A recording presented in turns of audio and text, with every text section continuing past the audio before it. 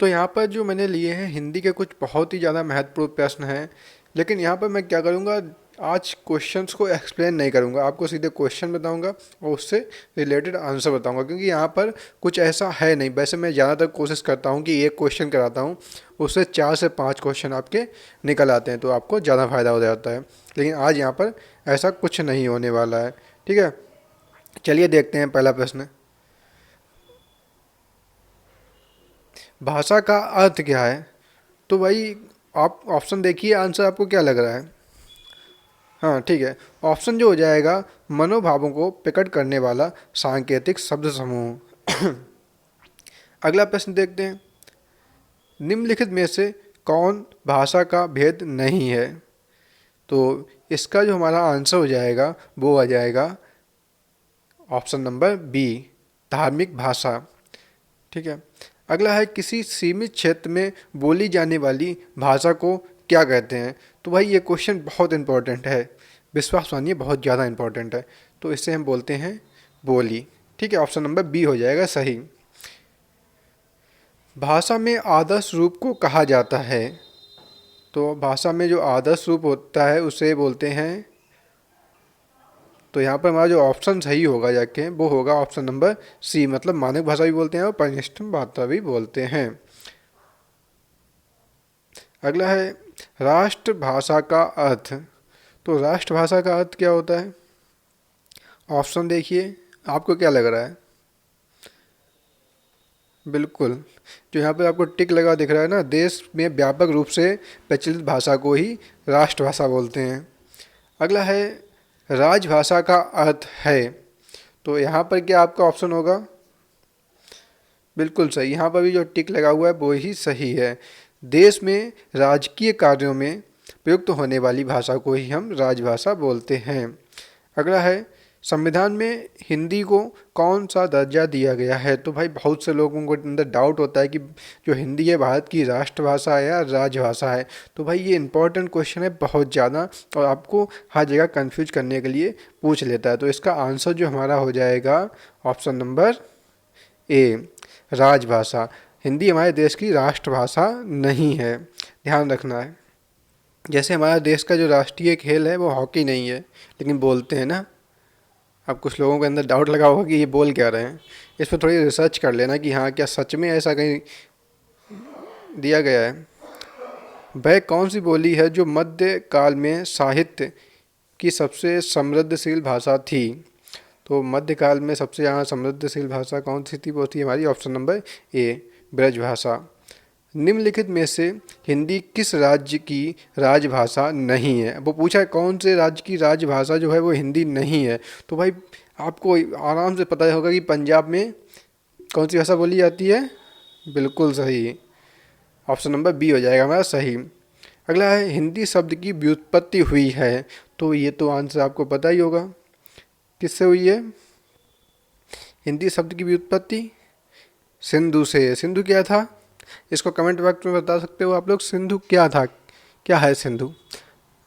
देखिए मैं फिर बोल रहा हूँ कि मैं एक्सप्लेन नहीं कर रहा हूँ, रीज़न क्या है, यहाँ पे कुछ खास एक्सप्लेन करने को है नहीं, और थोड़ा सा मेरे पास टाइम भी कम है इस टाइम पे, तो इस वजह से मैं इसको थोड़ा ऐसे ही किए दे रहा हूँ। हाँ, अगर आपको वीडियो में लगता है कि क्वेश्चन अच्छे हैं मैंने लाया हूँ आप लोगों के लिए, तो वीडियो को लाइक कर देना, और अगर आप हमारे चैनल को सब्सक्राइब करते हैं तो भाई मुझे एक अंदर से नेक्स्ट लेवल की खुशी मिलती है। जैसे अगर आपके घर पे कोई पौधा है ना, वो धीमे धीमे ग्रो होता है ना, उसी तरह से जब आप लोग सब्सक्राइब करते हैं, मेरे सब्सक्राइब काउंट बढ़ते हैं ना, तो उसी तरह की हमको एक खुशी होती है। तो उसका आप चाहें तो सब्सक्राइब कर सकते हैं, कोई लॉस नहीं होगा आपका।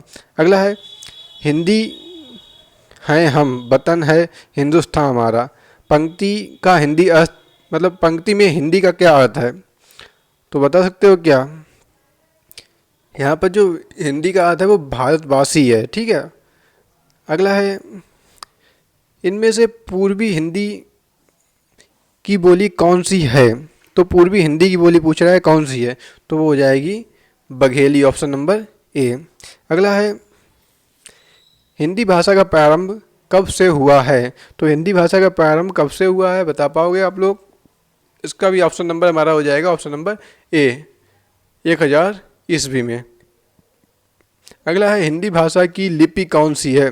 तो भाई ये थोड़ी पीडीएफ गड़बड़ हो गई है यहाँ पर, उसके लिए माफ़ी चाहते हैं, लेकिन ये क्वेश्चन है जो इम्पोर्टेंट है, तो इसका जो आंसर होगा देवनागरी लिपि। ठीक है, हिंदी भाषा की लिपि कौन सी है? देवनागरी लिपि। ऑप्शन नंबर डी हो जाएगा। समझ में तो आ ही रहा होगा, नहीं तो कमेंट कर देना, मैं दूसरा बना दूंगा इसका, क्योंकि क्वेश्चन बहुत ज़्यादा इंपॉर्टेंट है। अगला है, मैथिली किस उपभाषा वर्ग की बोली है? मैथिली किस उपभाषा वर्ग की बोली है? तो इसका जो हमारा आंसर हो जाएगा वो हो जाएगा बिहारी। ठीक है, ऑप्शन नंबर बी। हिंदी बोलने वालों की संख्या का अनुपात कितना, अनुमान क्या है, अनुमान था कितनी होगी? मतलब ये पूछा है कि हिंदी बोलने वालों की संख्या भारत में लगभग कितनी होगी। तो इसका जो हमारा आंसर हो जाएगा वो हो जाएगा लगभग 60 crore. Option number A 60 crore. Hindi को भारत की राजभाषा संविधान में किस धारा के अंतर्गत घोषित किया गया है? तो कौन सी धारा में कहा गया कि हिंदी जो है भारत की राजभाषा है? राष्ट्रभाषा तो है ही नहीं। तो इसका ये बहुत ज़्यादा इंपॉर्टेंट है, बात मानो, क्वेश्चन सारे इंपॉर्टेंट है बहुत ज़्यादा। तो इसका जो हमारा आंसर हो जाएगा वो हो जाएगा ऑप्शन नंबर बी, धारा 347 ए या फर्स्ट। हिंदी दिवस कब मनाया जाता है? तो ये क्वेश्चन तो आपको हर जगह देखने को मिलता होगा। तो ये हमारा हो जाएगा 14 सितंबर को। ठीक है, 14 सितंबर को। ब्रजभाषा किस उपभाषा वर्ग की बोली है? तो जो ब्रजभाषा है वो हमारी पश्चिमी हिंदी उपवर्ग की बोली है, सॉरी उपभाषा वर्ग की बोली है। कन्नौजी किस उपभाषा वर्ग के अंतर्गत आती है? तो ये क्वेश्चन कुछ ज़्यादा इंपॉर्टेंट नहीं है, लेकिन हाँ है इंपॉर्टेंट ये भी। वो आती है पश्चिमी हिंदी के अंतर्गत। अगला है, मानक हिंदी के अंतर्गत कौन सी बोली है? तो मानक हिंदी के अंतर्गत हमारी है खड़ी बोली। ठीक है, मानक हिंदी के अंतर्गत कौन सी बोली है? तो वो हमारी हो जाएगी खड़ी बोली। हो सकता है एक आध क्वेश्चन कहीं पे गलत हो जाए, तो उसके लिए भाई ये मत बोला कोई बिल्कुल घटिया वीडियो या कुछ, एक आध तो भाई हो जाते हैं। ठीक है, तो लेकिन हाँ, जब भी आप लोग पूरा वीडियो देख लो तो एक बार कमेंट में ज़रूर चले जाएगा, जिससे आपको पता चल जाए कि कौन सा क्वेश्चन गलत हो गया है। तो आपको मतलब ये नहीं होना चाहिए कि एग्जाम में आप कुछ गलत करके आए, इसलिए कभी वीडियो देखो कहीं पर तो आपको कमेंट बॉक्स में मिल जाएगा कि कौन सा क्वेश्चन गलत हुआ है ना।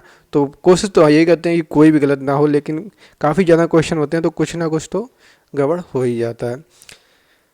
चलिए, हिंदी के अंतर्गत कुल कितनी बोलियां हैं? तो हिंदी के अंतर्गत कुल कितनी बोलियां हैं? वो है हमारी ऑप्शन नंबर सी 18 बोलियां।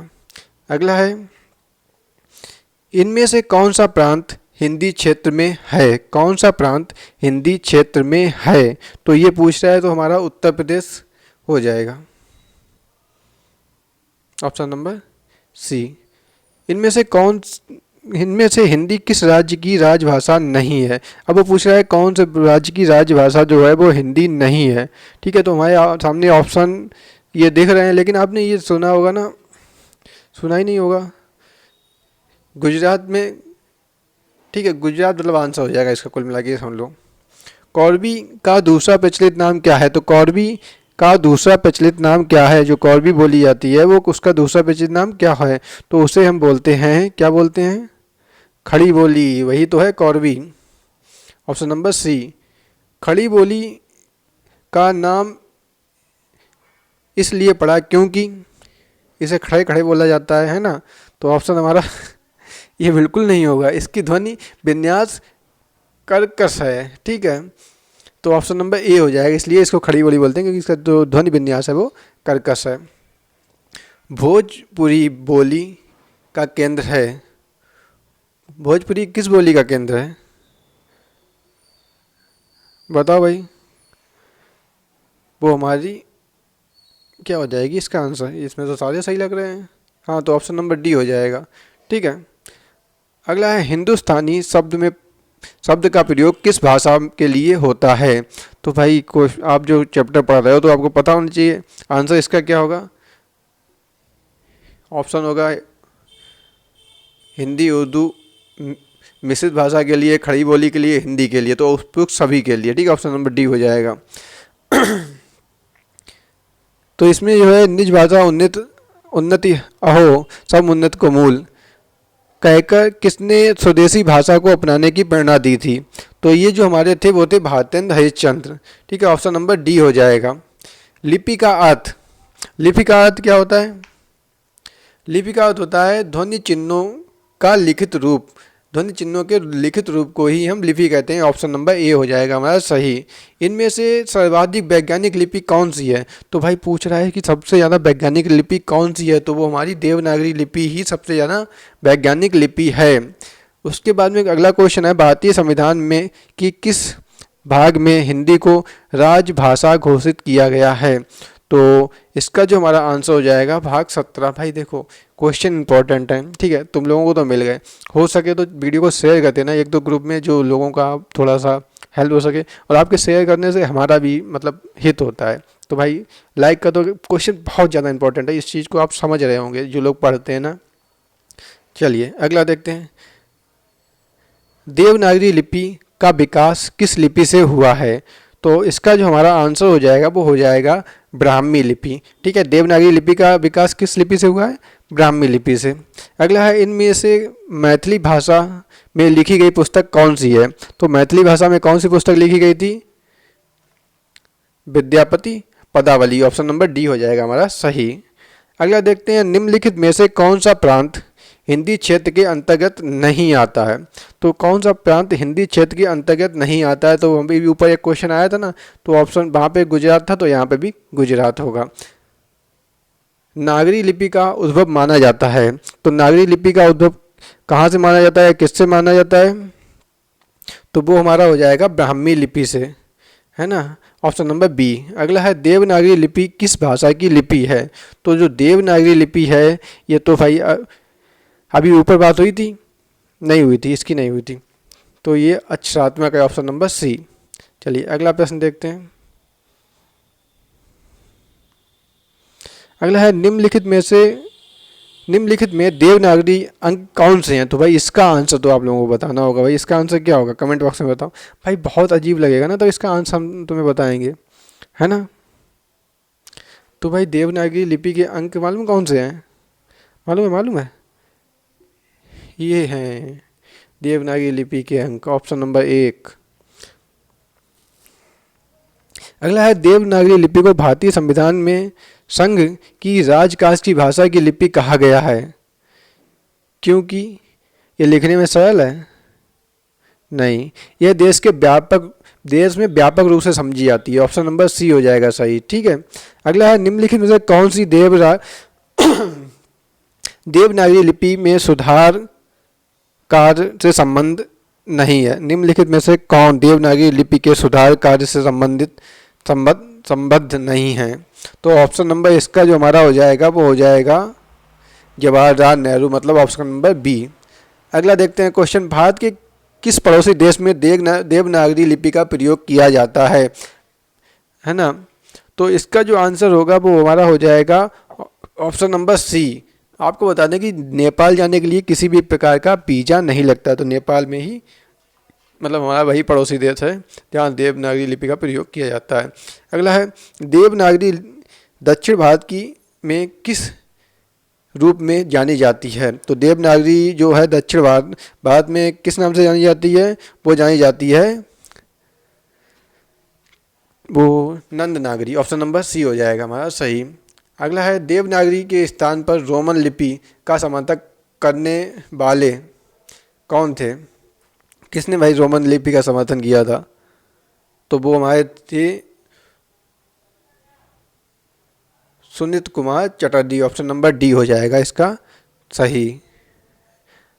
अगला क्वेश्चन देखते हैं, हिंदी के प्रचार प्रसार की सर्वाधिक प्राचीन संस्था कौन सी है? तो हिंदी के प्रचार प्रसार की सबसे पुरानी जो संस्था है वो है नगरीय प्रचारणी सभा, आपने हजारों बार इसका नाम सुना होगा। अगला है, देवनागरी लिपि है विदेशी, स्वदेशी, संकर, उपयुक्त में से कोई नहीं। मेरा मानना है कि मुझे ऊपर सारे ऑप्शन बोलने चाहिए थे, है ना, लेकिन इतना टाइम नहीं था, तो ये स्वदेशी है, ऑप्शन नंबर ए। अगला है, देवनागरी लिपि की लिखावट कैसी है? तो भाई देवनागरी लिपि की जो लिखावट है भाई बहुत जटिल है, सबके बस की बात नहीं है, ऑप्शन नंबर ए हो जाएगा हमारा सही। तो उम्मीद करते हैं क्वेश्चन आपको मतलब हो सकता है मेरे पढ़ाने का तरीका ना समझ में आया हो, क्योंकि मैंने बहुत जल्दी वीडियो बनाने की कोशिश की है, लेकिन क्वेश्चन सारे इंपॉर्टेंट थे और आंसर आपको लगभग सभी मैंने सही देने की कोशिश की है। फिर भी मैं एक बार बोल रहा हूँ कि अगर मतलब वीडियो देखने के बाद एक बार कमेंट बॉक्स में जाएँ, देखें कि कमेंट मतलब कोई आंसर गलत हो तो वो बता दो नीचे, इससे और लोगों का हेल्प हो सके। और अगर नहीं कोई गलत है तो जाके देख लो कि हाँ शायद किसी और ने बताया हो। और जब आप वहाँ पहुँच जाओगे तो एक कमेंट जरूर कर देना कि हाँ आपको किस तरह का हमारा वीडियो लगा, और हो सके तो सब्सक्राइब भी कर लेना। काफ़ी सारी कंडीशन लगा दी ना, तुम कुछ मत करना, ठीक है? तुम वीडियो देखो, जाओ, मिलते हैं अगले वीडियो में, बाय बाय।